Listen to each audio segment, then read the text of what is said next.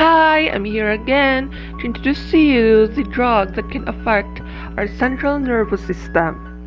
So please welcome Succinylcholine. Hi, Miss Succinylcholine. Hello, nurse.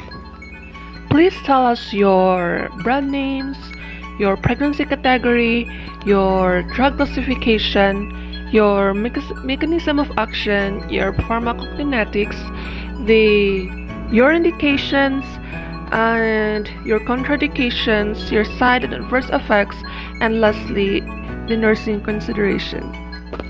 Oh, I'm glad to hear that I have the opportunity to tell my biography. Thank you, nurse. You're welcome, Miss Succinylcholine. So, the floor is yours. Take it away. So, hi everyone.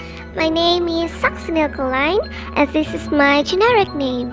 You can also call me with my brand names, Anectine or Quelixine.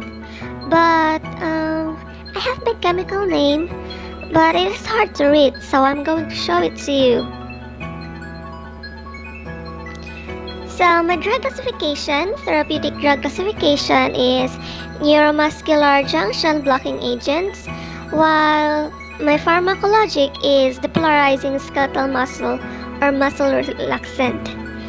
My pregnancy category, according to US FDA pregnancy category, I belong to category C. The adverse effects on the fetus are shown in animal reproduction studies, while there are no adequate studies in humans. My mechanism of action includes persistent depolarization of the neuromuscular junction, which mimics the effect of acetylcholine but without being quickly hydrolyzed by acetylcholinesterase. Induces depolarization by combining with the cholinergic receptors of the motor and plate.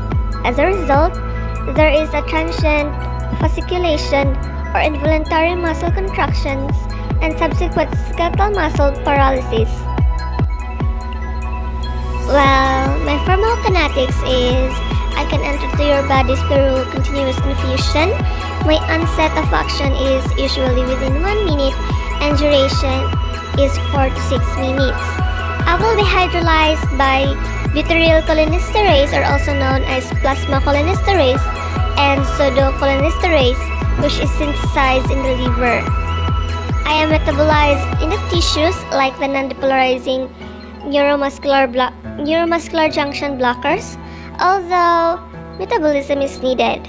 Most of the metabolites are excreted and changed in the urine and crosses the placenta, whereas there is a known effects on lactation. And now let's proceed to my indications. I am indicated as an adjunct to general anesthesia, also to facilitate the endotracheal intubation and to induce the skeletal muscle relaxation during surgery or mechanical ventilation.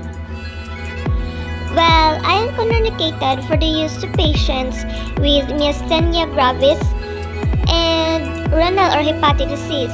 Also, to people with personal or familial history of malignant hyperthermia, people with skeletal myopathies, and known hypersensitivity to my ingredients in the formulation.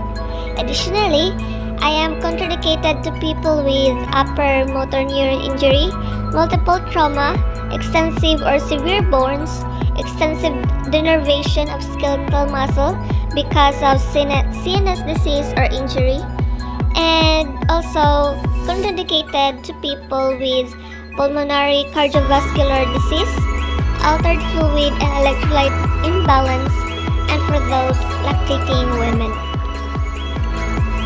Well, it is very important for you to know my side and adverse effects. This is categorized per body system, such as for musculoskeletal system, we have muscle fasciculation, post-operative muscle pain, myoglobinemia, and trismus. For respiratory system, we have bronchospasm, prolonged respiratory depression, and apnea. For integumentary system, we have rush. For circulatory or cardiovascular system, we have bradycardia, tachycardia, flushing, hypertension, and also hypotension. For endocrine system, we have hyperkalemia. For urinary system, renal failure. For nervous system, increased intraocular pressure. For digestive system, increased intragastric pressure and salivary gland enlargement. For the nurses, these are your nursing responsibilities before, during, and after you will administer meat to your patient. So before administration, so you should conduct assessment, history taking, and physical examination, evaluating the cautions and contraindications in order to avoid any unfair complications. While during the administration, you must maintain airway to provide mechanical ventilation. If needed, prepare emergency equipment. So to reduce the risk of skin breakdown, provide skin care to administration site. For immediate detection of treatment of malignant hyperthermia, monitor the temperature of the patient. To help patient tolerance on drug effects, provide comfort measures. To prevent injuries, provide safety measures. To promote understanding compliance, educate the client on the drug therapy. Then lastly, after administration, you must track the patient's response to drug therapy and monitor the adverse effects.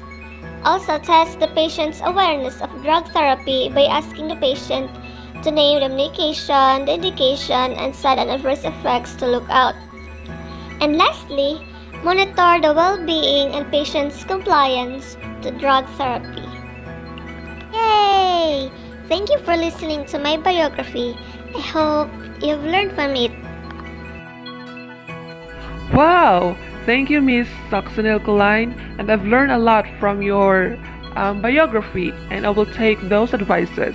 So, that's all for now. Thank you and goodbye.